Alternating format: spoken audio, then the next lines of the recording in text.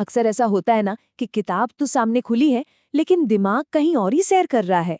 पढ़ाई करते वक्त या कुछ नया सीखते समय फोकस बनाए रखना सच में एक बहुत बड़ा चैलेंज बन गया है। तो चलिए आज इसी का एक हल ढूंढते हैं। प्राचीन ज्ञान के खजाने में देखते हैं कि सरस्वती मंत्र हमारी इस मॉडर्न प्रॉब्लम को कैसे सॉल्व कर सकते हैं। और ये सवाल मुझे लगता है हम सब ने कभी ना कभी खुद से पूछा ही है। ध्यान बार बार भटक जाता है, पढ़ा हुआ याद नहीं रहता, ये सब तो बहुत ही कॉमन प्रॉब्लम्स है। लेकिन क्या इनका कोई हल है भी? मजे की बात यह है कि हमारी प्राचीन परंपराओं में इसका एक जवाब मिलता है। एक ऐसा जवाब जो साउंड की पावर यानी ध्वनि की शक्ति और विश्वास से जुड़ा हुआ है। तो इस पूरे समाधान के सेंटर में कौन है? देवी सरस्वती, जिन्हें हम ज्ञान, संगीत और कला की देवी मानते हैं। देखिए, परंपरा यही कहती है कि कोई भी नई चीज सीखने से पहले, कोई भी नई विद्या शुरू करने से पहले उन्हें याद किया जाता है। ऐसा माना जाता है कि उन्हीं की कृपा से हमारी सीखने की क्षमता, हमारी बुद्धि वो तेज होती है। और हाँ, ये सारी जानकारी कहीं सुनी सुनाई नहीं है। ये सीधे उन पारंपरिक ग्रंथों से आ रही है जहाँ सरस्वती पूजा की विधि और मंत्रों के बारे में डिटेल में बताया गया है। तो चलिए इन्हीं पुराने सोर्सेस से निकले कुछ बहुत ही पावरफुल मंत्रों को देखते हैं। तो फिर असली सॉल्यूशन है क्या? वो है मंत्र। अब देखिए, मंत्र सिर्फ कुछ शब्द नहीं होते, ये असल में साउंड के, ध्वनि के ऐसे पावरफुल कॉम्बिनेशन है जिन्हें खास तौर पर मन को शांत और फोकस्ड रखने के लिए ही बनाया गया है। सबसे पहले बात करते हैं सरस्वती बीज मंत्र की। बीज का मतलब तो हम सब जानते हैं, सीड, यानी किसी भी चीज का सार। तो बीज मंत्रों को किसी भी देवी या देवता की एनर्जी का सबसे छोटा लेकिन सबसे शक्तिशाली रूप माना जाता है। कहा जाता है कि इस एक छोटी सी ध्वनि में ही ज्ञान और एकाग्रता दोनों को जगाने की ताकत है। अच्छा, अगर मन बहुत ज्यादा भटकता है, मतलब एकदम चंचल है, एक जगह टिकता ही नहीं, तो ये वाला मंत्र खास तौर पर काम आ सकता है। इसे कंसंट्रेशन को साधने का, उसे कंट्रोल करने का एक अचूक तरीका माना गया है।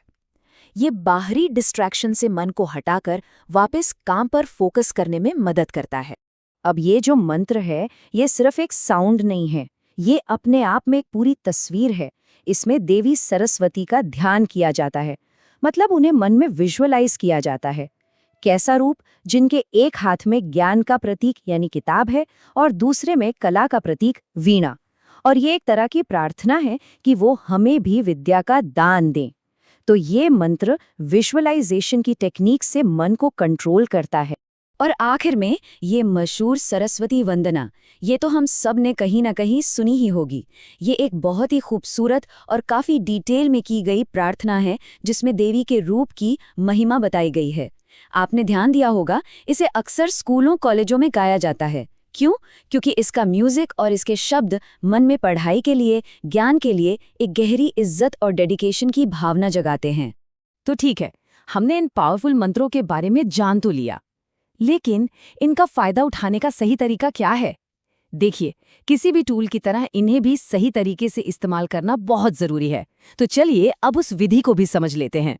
इसका जो तरीका है ना, वो बहुत सिंपल और सिंबॉलिक है। जैसे सुबह नहाना, ये सिर्फ शरीर की नहीं, मन की सफाई का भी प्रतीक है। सफेद या पीले फूल चढ़ाना, ये सात्विकता और पवित्रता को दिखाता है। पूजा में अपनी किताब रखना, ये बताता है कि हम ज्ञान की कितनी इज्जत करते हैं। और आखिर में माला का इस्तेमाल, ये मन को गिनती में लगाकर उसे भटकने से रोकता है, उसे एक जगह टिकाता है।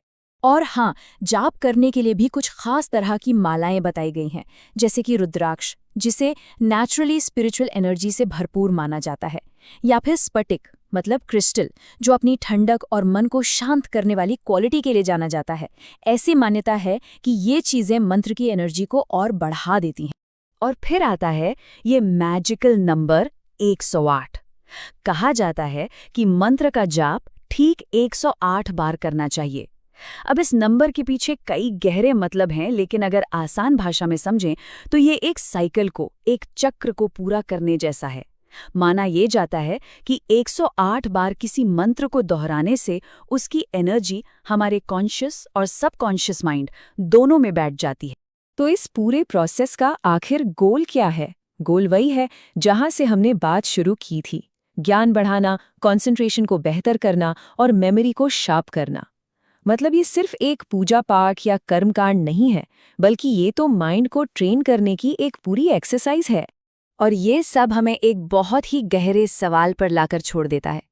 क्या ये सब सिर्फ आस्था, सिर्फ विश्वास की बात है, या फिर किसी भी चीज़ की रेगुलर प्रैक्टिस और उस पर यकीन करना हमारे मन को साधने का एक यूनिवर्सल नियम है, चाहे वो मंत्र हो या कोई और गोल?